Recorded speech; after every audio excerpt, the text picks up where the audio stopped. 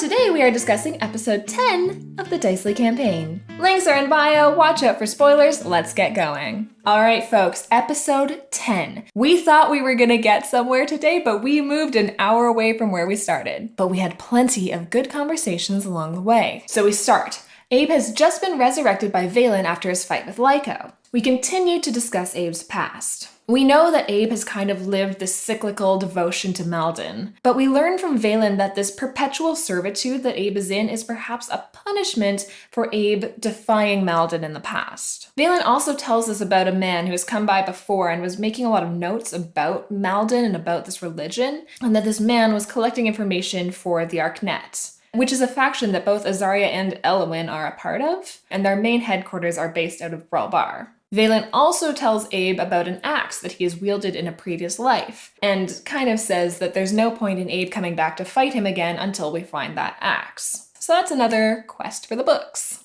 Valen also kind of insinuates to us that if we aren't careful, Malden might mark us as worthy. And of course, if any of us were to be marked as worthy, Abe would have to kill us and take our souls to paradise. Now here's the thing. Am I concerned that Elwyn will be marked as worthy? No, not really. And I think Rhea feels a similar way. But certainly like Drac, Nell, Gideon are contenders. So it is a little concerning to think that this is a possibility. After we're finished asking our questions, Valen lets us leave no problem. So we head back down the mountain and we pick our cart up from the silent stableman who has been watching it. As we are picking up the cart though, we start to try to communicate with this stablehand elf who is down here. As we were coming up the mountain, Denny pointed out to me that he was someone who did seem to be from the Wilder versus the rest of these elves, which seemed to be from the material plane. At first we're just talking to him because we're trying to get a horse from him. But eventually, Nell casts message to him to try to communicate telepathically between the two of them. And once she does, and he realizes that he can speak to her this way, he grabs her and says in her mind, "Find the name of the stranger in shadow." Which is cool, because that's the entity that cursed me. Now, Elwyn has met other people who have been cursed by this entity before, but not very many of them. Most people are smart enough to not go into the forest. Elwyn, surprising even me, immediately invites him to come along with us. I love when a character does a thing that surprises you as you're playing them. My first thought as Elwyn was, come with us, come with us. I think that perhaps speaks to Elwyn, not feeling like she totally fits in with everyone in the entire world, looking for that sense of companionship and that sense of understanding with another person. So she invites him to come and he turns her down, says, "No, I've searched for forever. I'm tired. I can't." Which is, bad to hear, but not surprising. He tells her that this stranger is not actually a fey creature at all. He has reason to believe that they are actually an infernal creature who's been trapped in the Wilder, a devil or a demon.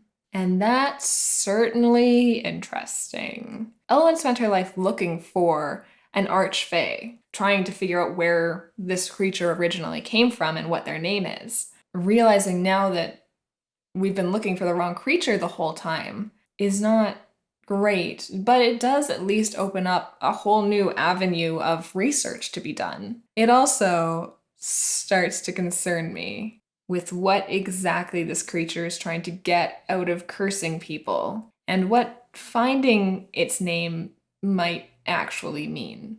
I, Dallas, I'm starting to get a little concerned about what Danny's cooking up here, but nothing to do but plow ahead, I suppose. We decide to go back to Grassfire and make sure that the people there actually did move on. And when we get there, it does seem like they've cleared out, so we set up camp there for the night. Nell goes off on her own, seems to be trying to tap back into her magic again. And as she does, all of a sudden, a voice appears in her head. And the voice tells her that she is in his head, and then introduces himself as Reynard. Nell is obviously kind of freaked out by this and gets frustrated when she can't get any more information out of this guy, which is fair. I don't think this is how magic normally works, especially because it's like some guy that she's never heard of before is so deeply linked to her magic. That's strange. That's weird. I would be concerned if I was her also. And then that night, while they're keeping watch, Nell speaks with Rhea. Finally. This is kind of the whole reason Nell went to Starcross in the first place, was to talk to Rhea. And it's taken us 10 episodes, but we've gotten there. And Rhea is a great person to talk to about this stuff. Nell reveals that she fled her home after she had some sort of incident with her magic that left her entire family frozen in time. I suppose she's out traveling trying to find a way to reverse this spell that she's cast. As the night continues, Elwyn is once again visited by Waylala in her dreams. Again begins talking about Abe and trying to get Elwyn to learn more about him and what he's doing. I don't totally understand what Waylala wants from me. We're looking. And to be totally honest, Abe is not Elwyn's first priority. It only needs to be a priority because I need to keep Waylala on my side. I don't think Elwyn really cares about what's going on with Abe. Religious magic stuff, it's happening all the time, right? And it's not to say she doesn't care about Abe, but I would rather be going to Valambridge, going to Brawl Bar, trying to find more information in the libraries about these druids that might actually have information about me. I'd rather not be taking these side quests to cannibal-ridden mountains. However, of course, that is how we found out some more information about this stranger this episode. So maybe a less direct approach is the right option. Finally, as we're working on our final watch shift for the night, Abe goes off to speak to Maldon, and he's very confrontational. He kind of threatens Maldon, and while Danny doesn't reply, he makes it known that Maldon heard him, and we have a feeling Maldon's not super happy about it. And then the next morning, the group debates about where we're going to go next. Gideon wants to go back up to Valesville. The rest of the group kind of doesn't want to go back there. And finally, Rhea chimes in and tells Gideon about what they saw from Gideon's parents. Rhea had asked them if they've recognized the phrase, "Made the midnight sun rise," a phrase used by the cultish group in Valesville. And when Rhea asked them, they managed to catch a flicker of recognition in their eyes, though Gideon's parents told them that they'd never heard of it, which implicates that his parents are part of whatever the fuck is going on in Valesville. Gideon is rightfully upset, and then agrees that we do not have to go to Valesville, and we will skip it and just go straight to Valambridge. So the party takes off, and we're heading to Valambridge. Fingers crossed, we actually do manage to make it to Valambridge in episode 11.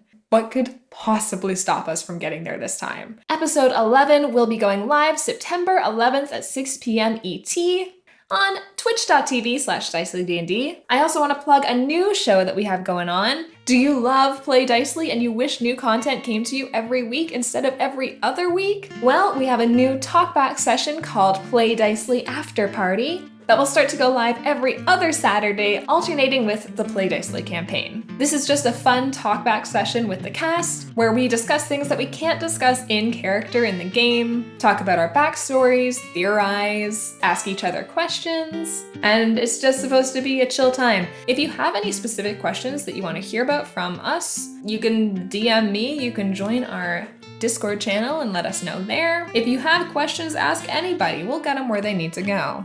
But that is it for this week, my friends. I hope you are staying happy, staying healthy, and of course, as always, play dicely. Bye!